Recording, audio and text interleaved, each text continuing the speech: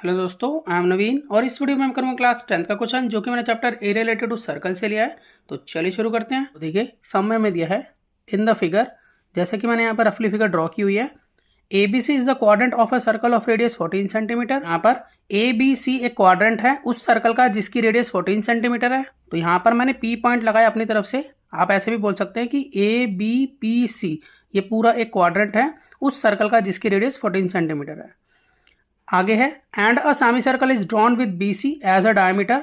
तो एक semi circle draw किया हुआ है जिसका डायमीटर बी सी है। तो अगर हम यहाँ देखें ये बी सी डायमीटर है और ये सेमी सर्कल बना हुआ है, यानी कि बी क्यू सी बी ये पूरा एक सेमी सर्कल है। तो हमें यहाँ पर एरिया ऑफ शेडेड रीजन निकालना है और हमें यहाँ 4 ऑप्शन गिवन है। तो देखिए किस तरह से हम इस शेडेड रीजन को निकालेंगे। तो देखिए मैंने यहाँ पर कुछ रफ फिगर्स बनाई हैं और इस रफ फिगर से मैं आपको ये समझाना चाहता हूँ कि शेडेड पार्ट किस तरह से निकाला जाएगा। तो शेडेड पार्ट निकालने के लिए सबसे पहले हम एरिया निकालेंगे सेमी सर्कल का और उसमें से माइनस करेंगे इन दोनों फिगर का एरिया। तो देखिए यहाँ पर जो फिगर है बी ए सी पी बी, इस फिगर में से अगर ए बी सी ट्राइंगल को लेस कर दिया जाए तो ये ऊपर का पार्ट बचेगा, यानी कि बी पी सी और बी पी सी पार्ट इस तरह से ये हमारे पास आ जाएगा, यानी कि बी पी सी। और जब ये बी पी सी पार्ट जो ये वाला पार्ट है ये लेस हो जाएगा इसमें से, तो हमारे पास ऊपर का पार्ट बचेगा जो कि शेडेड होगा और यही हमें निकालना है। तो इसी के अकॉर्डिंग मैं क्वेश्चन को प्रोसीड कर लेता हूँ। तो देखिए मैं यहाँ पर लिख लेता हूँ कि एरिया ऑफ शेडेड रीजन। तो पहले हम लिखेंगे एरिया ऑफ सेमी सर्कल। तो एरिया ऑफ सेमी सर्कल में हम लिखेंगे area of B C Q B. तो मैं लिख लेता हूँ area of B C Q B. उसमें से हम माइनस करेंगे दो फिगर के एरिया को। तो पहले हम लिखेंगे area of A B P C A. अब इसमें से हम लेस करेंगे area of triangle A B C. अब देखिए अब हम यहाँ पर फॉर्मूला यूज़ करेंगे। तो area of shaded region equal to, अब देखिए हमें यहाँ पर सेमी सर्कल का एरिया निकालना है। तो सेमी सर्कल का एरिया होता है पाई आर स्क्वायर अपॉन 2, क्योंकि पूरे सर्कल का एरिया पाई आर स्क्वायर होता है। तो इसलिए अगर हम आधा सर्कल का एरिया निकालेंगे तो अपॉन 2 लगाएंगे।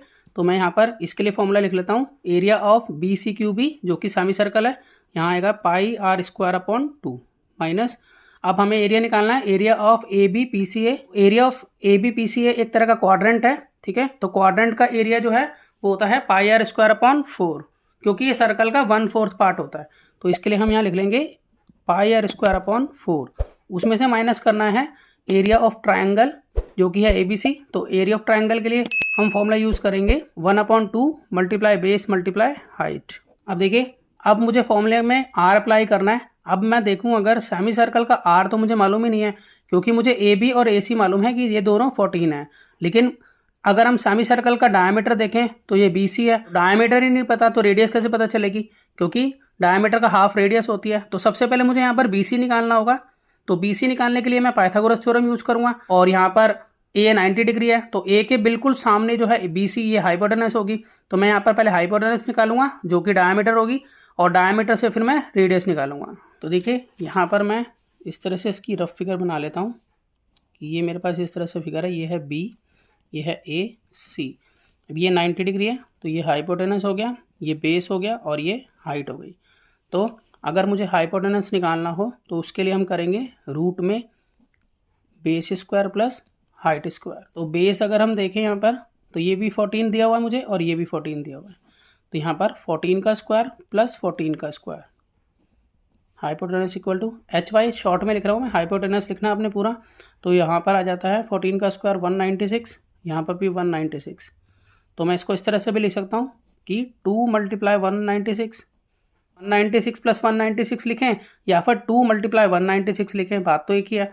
तो अब मैं दोनों पे रूट चढ़ा देता हूँ। यहाँ पे √2 मल्टीप्लाई √196। तो 196 का स्क्वायर रूट जो है वो 14 होता है। तो यहाँ पर 14 √2। तो इस तरह से हाइपोटेनस जो है वो आ जाती है 14 √2। तो इट मीन्स मैं कह सकता हूँ कि बी सी यहाँ पर 14 √2 है जो कि डायमीटर है। निकालनी है रेडियस। तो रेडियस निकालने के लिए मैं क्या करूँगा कि डायमीटर अपॉन 2 करूँगा, यानी कि 14 √2 अपॉन 2। तो यहाँ पर 2 7 जा 14, तो यहाँ आ जाता है हमारा 7 √2।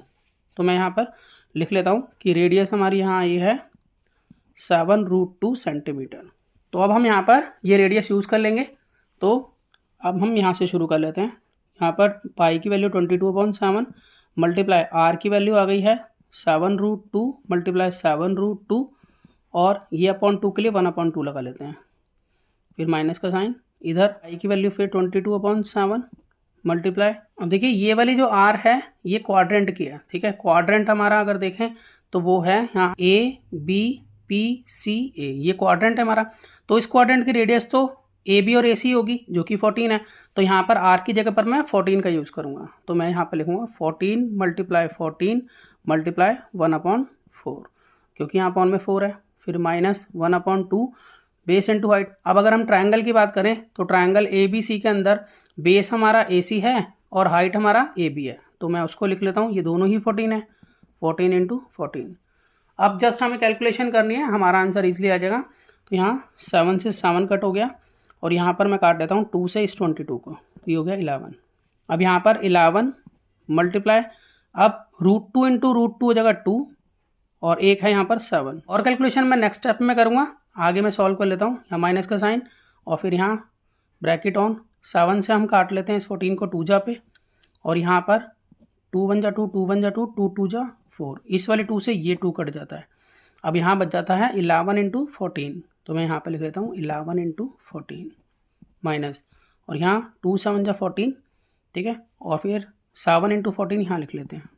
अब देखिए अगर मैं इन तीनों को मल्टीप्लाई करता हूँ तो मेरे पास आ जाता है यहाँ 154 माइनस का साइन, और 11 को 14 से मल्टीप्लाई करूँगा तो भी आएगा 154 माइनस 14 7 जा होता है 98। अब देखिए यहाँ पर 154, अब यहाँ ब्रैकेट के बाहर माइनस है तो दोनों साइन चेंज कर दीजिए इसके, 154 प्लस का है तो माइनस हो जाएगा, माइनस 154, और 98 माइनस का है तो ये प्लस हो जाएगा, क्योंकि ये -1 है, -1 को दोनों से मल्टीप्लाई करा ली, इससे इजी पड़ेगा इसलिए मैंने ऐसे करा है। तो यहाँ प्लस का 154 और माइनस का 154 आपस में हो गया कैंसिल, तो हमारे पास बच जाता है 98, यानी कि 98 सेंटीमीटर स्क्वायर। तो मैं आशा करता हूँ आपको सम समझ में आया होगा। इसी तरह के बहुत से सम्स क्लास 10th के लिए पहले से अपलोड हैं, आप उन्हें देख सकते हैं। तो मिलते हैं नेक्स्ट वीडियो में ऑनलाइन सम के साथ, तब तक के लिए गुड बाय।